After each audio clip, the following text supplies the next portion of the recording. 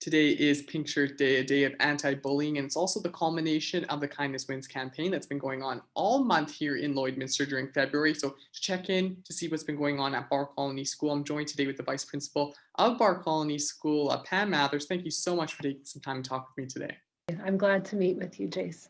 So obviously Pink Shirt Day is happening on Wednesday. So you mentioned earlier before we started that there wasn't very much going on the actual day of Pink Shirt Day, but is there anything happening at Barr Colony School? Yeah, there sure is. Unfortunately, of course, with COVID, we can't have all our guest speakers that we would normally have come in.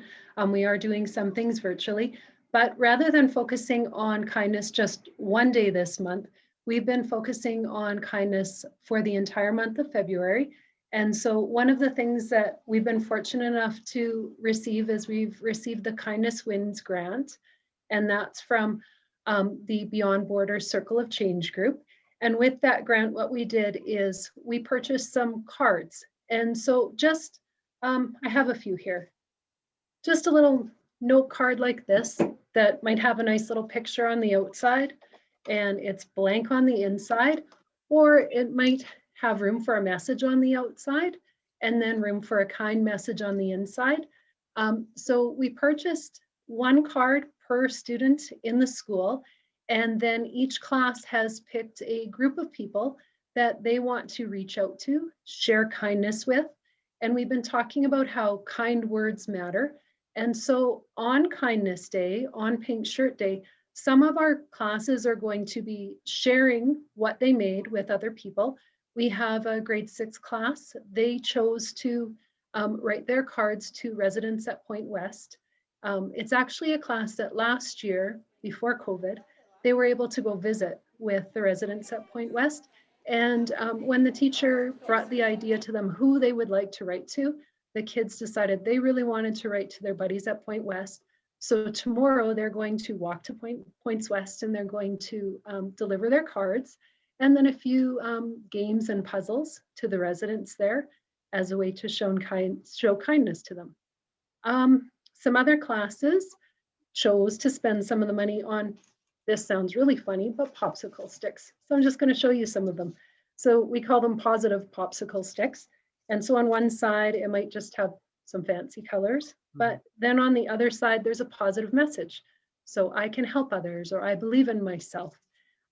So those will be given to younger students in our school. So some of the older students created the positive popsicle sticks to be able to give them to the younger students. And hopefully what we'll see is a lot of pink tomorrow.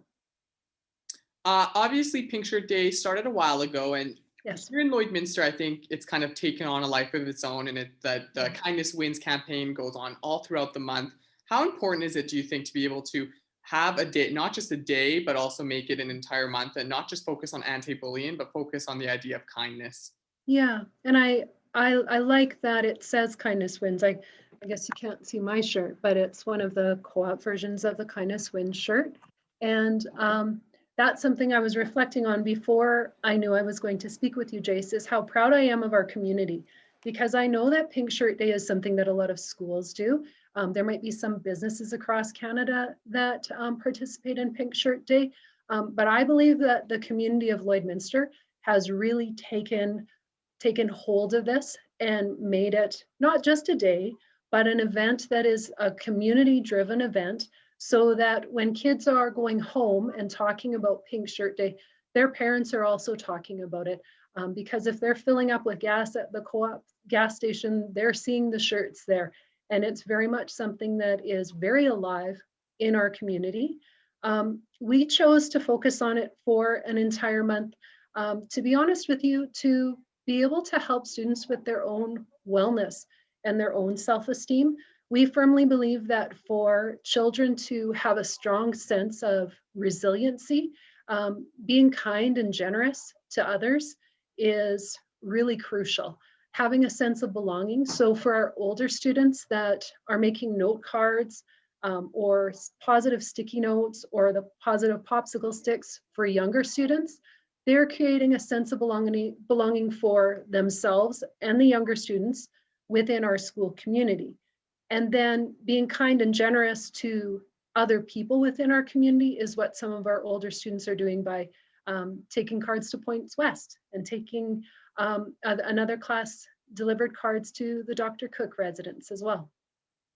I came to Lloydminster last year and got to see the Kindness Wins campaign last year and go to schools, LPSD and LCSD schools, to see all the different stuff you guys do during the month of February. Obviously, things were a little different this year because Yeah. of COVID, but how happy are you to be able to see that Kindness Wins continues even in uncertain times? Absolutely. It's really important, especially at a time like this when there are so many big worries. Parents have big worries, staff have big worries, and kids have big worries. So what we really focused on for this month was sharing joy, finding ways that you can give to others. I think so much of our wellness has to do with having a sense of purpose. And for some of our older students, be able to serve our younger students by cheering them up with a kind message. For some of our younger students, I noticed that there was a bulletin board outside one of the classrooms. They've been talking about what they're doing at home and what they do in order to help out and be kind to their family members. And just having kids reflect on that and thinking of positives during this time is really important. Thank you so much, Pam, for taking some time to talk with me today.